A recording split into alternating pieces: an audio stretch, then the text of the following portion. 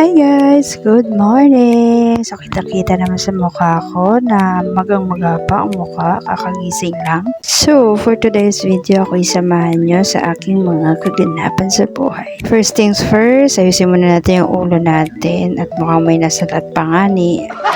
Ayun, joke lang, hindi naman yan kuto. So, ngayong araw nga, isamahan niyo ako kung saan ako dadalhin na aking mga panyapak at ano ang mga gagawin ko sa maghapong ito. Siyempre, ang una natin gagawin ay mag-aalmusal tayo. Ang ating almusal ay nilagang saba at kamote with coffee. Wow! Ang gamit ko palang kape ay coffee stick lang, black coffee, and then may gamit din akong sugar na pwede sa diabetic. Ito yung brand na ginamit ko nung ako ay nasa ospital pa. Kain tayo guys. Thank you Lord sa blessing. Nga pala guys, yung nakita nyo kanina na saba at kamote, hindi ko lahat yan kinain. Ang kinain ko lang ay dalawa saba at dalawang kamote ng ata. Tapos yung the rest ay pinangmerienda ko na. Sinabay ko na lang siya ng laga para hindi sayang sa gas. So, ayun na nga po. Ito po yung tira natin para sa merienda. At syempre, dahil nabusog tayo physically, magpapakabusog din tayo spiritually. And to be honest, before, ito yung bagay na nakaligtaan ko. Dati kasi pagkagising ko, ang una kong ginagawa, i-prepare yung mga bagay na kailangan ko pagpasok. Yung baon ko, yung uniform ko, and yung sarili ko. Pero ayun, salamat sa Lord kasi muli niya ako ni-remind sa pinakamahalagang bagay sa buhay ko.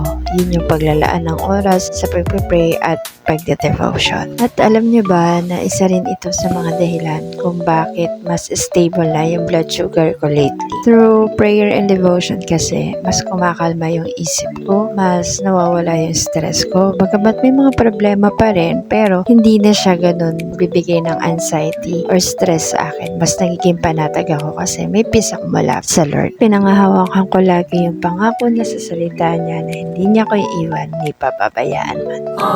At ayun na nga, fast forward after lunch, naglakad-lakad muna ako. Literal na nilakad ko mula sa amin papuntang barangay. Huwag pa kayo mag-alala dahil hindi ako nagpabarangay ng kapitbahay. Nagpunta lang po ako doon dahil may kailangan ako asikasuhin na mga kapapilat. And then, hapon na po ako nakauwi. Medyo madilim na pero 5:30 ata yan or 5 lang. Hindi ko na na-videohan yung pagkain ko ng merienda kasi nalimutan ko. So, ayun, after ko pong mag-merienda, nagtupi ako ng mga nilabhan ng kapatid ko. Wow! So, dahil niya ako ay hindi pa ganun tinakas, hindi pa ako nakakalaba, kaya siya yung naglalaba, ako ang taga-tupi. Okay! So, usually, yun lang yung mga ginagawa ko sa maghapon. Pag wala akong lakad, wala akong asikasuhin sa labas, nasa bahay lang ako, gumagawa ng mga gawaing bahay o kung ano yung pwede kong gawin. Then, pag wala akong lakad, may routine ako sa umaga at saka sa hapon na maglakad-lakad dito lang malapit sa amin. Minsan, papuntang palengke, minsan, papunta sa mga kaibigan o churchmate para nakakapag-exercise pa rin. Malaking bagay din kasi yung paglalakad or other exercises para maba yung blood sugar. So, ayun lang guys yung ating kaganapan for today's video. Thank you sa pagsama sa akin and see you on my next mini vlog. Bye and God bless you all!